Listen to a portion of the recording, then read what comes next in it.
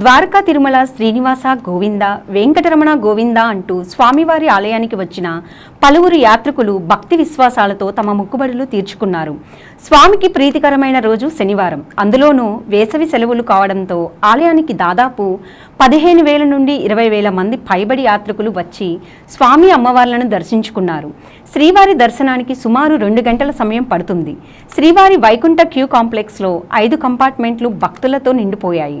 ఆలయానికి వచ్చిన పలువురు యాత్రికులు ముందుగా కేశఖండనశాలలో మొక్కుబడులు తీర్చుకున్నారు. దర్శనానంతరం వారంతా స్వామివారి ఉచిత అన్నప్రసాదాన్ని స్వీకరించారు. అలాగే స్వామివారి నిత్య కళ్యాణంలో 120 జంటలు పాల్గొన్నారు. భక్తుల గోవింద నామస్మరణలతో ఆలయ పరిసరాలు ఆధ్యాత్మిక శోభను సంతరించుకున్నాయి.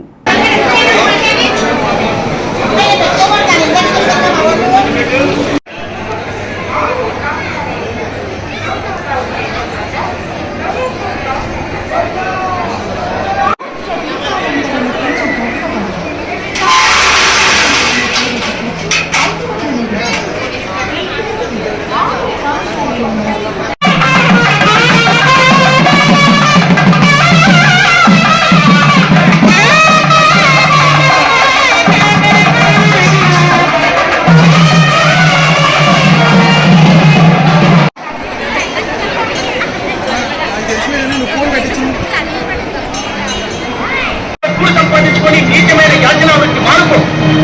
యాచనం హి పురుషశ్చ నికృష్టం వామనో భవతి యాచితుమిచ్చతి.